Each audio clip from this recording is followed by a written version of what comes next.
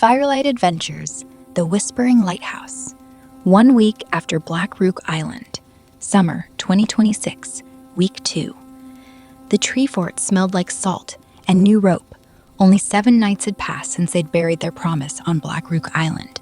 But Chris was already vibrating. "School's still 65 days away," he announced, waving a folded piece of paper like a battle flag. And Barrett found the next clue. Barrett pushed his glasses up. It wasn't hard. Peg's journal had a pressed lighthouse flower from 1798. Finn's map last night. "I noticed the corner is burned, exactly like the edge of Peg's journal page. Same fire. They knew each other." Emma, 9, fearless and currently trying to braid a piece of kelp, looked up. "So Peg and Finn were friends? Or crew?" Alex said quietly. He was oiling the new paddle blades, because if they were doing this every week, equipment had to last. Same summer, different centuries. Same promise. Chris unfolded the burned corner he'd carefully steamed off Finn's map last night. In Peg's handwriting, tiny and perfect.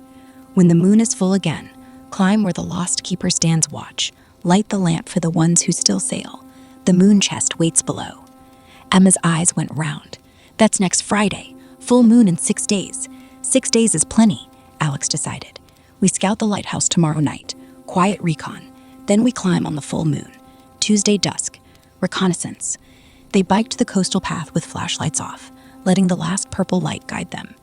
The whispering lighthouse rose ahead of them like a black needle against the sky. They left the bikes in the dunes and crept close. The door hung open on one hinge, creaking exactly like a ghost saying hello. Inside, their headlamps painted circles on graffiti and gull feathers. Chris found the first surprise 10 steps up the spiral stairs. Someone had carved new words into the iron railing. Fresh, sharp letters that definitely weren't 100 years old. FO plus crew forever, 2026 update. Still watching Emma's high-five the carving. "That's us. Finn knows we're coming." Barrett was already counting steps. 162 to the lantern room. The old plans say there's a hatch in the floor. Most people never notice. They found the hatch, hidden under a rusted grate. It lifted with a horror movie screech. Below was a narrow iron ladder, disappearing into darkness, and the smell of old whale oil. Alex looked at his friends. "We come back Friday, with rope and the good headlamps. Tonight, we just needed to know it's real." Chris was grinning too hard to speak. Emma gave the carving a little salute. They left the lighthouse exactly as they found it, but the wind through the broken windows sounded different on the way down, like it was laughing at them instead of at them. Friday night, full moon climb. They returned at 11:07 p.m., parents convinced they were having the safest sleepover ever at the tree fort. The moon was huge and white, turning the sea to milk. They wore headlamps, climbing harnesses made from seatbelt webbing, Barrett's design, and carried one glowing lantern for tradition. Up the 162 steps, across the creaking catwalk, down the hidden ladder, into the secret room none of the ghost hunter YouTubers had ever found. The chamber under the lantern was small and round, walls lined with shelves of ancient logbooks. In the center sat a sea chest painted silver white, moons and stars carved on every side. The moon chest. Chris and Alex lifted the lid together. Inside, a working 1899 lighthouse lantern, small enough to carry, bright enough to cut fog. A rolled chart showing every shipwreck from 1780 to 1909, with one marked in fresh red ink. Next crew look for the Sea Fox, 2026. A silver whistle on a braided cord. When Emma blew it, the note came out clear and high, like a dolphin laughing. And a new letter, written on paper that smelled faintly of cedar and salt.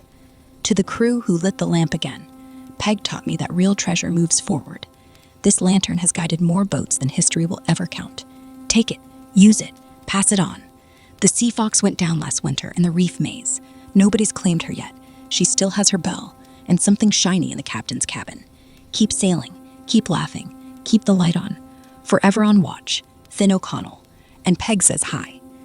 They stood in the moonlit chamber, lantern glowing soft gold in Alex's hands. Barrett traced the new wreck site. "Sea Fox is only 4 miles out.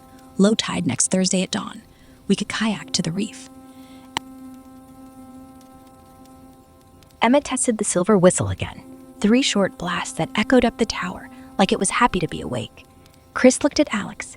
"Same summer, next week." Alex clipped the lantern to his backpack so it lit their path like a portable lighthouse. "Same summer, next week." They left 4 new things in the moon chest. Their updated crew photo, now with all of them wearing headlamps and looking extremely pleased with life. One of Chris's lucky marbles. A tiny drawing Emma did of the tree fort with a moon behind it.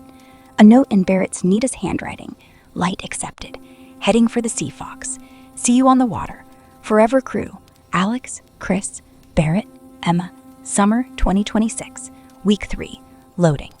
They climbed out as the moon began to set, the little lantern swinging from Alex's pack and throwing gold coins of light onto the stairs. Behind them, the whispering lighthouse sighed once, happy, like an old keeper finally getting some sleep, knowing the next watch had shown up right on time.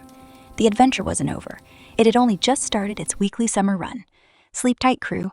Next week the reef is waiting, and the Sea Fox still has her bell.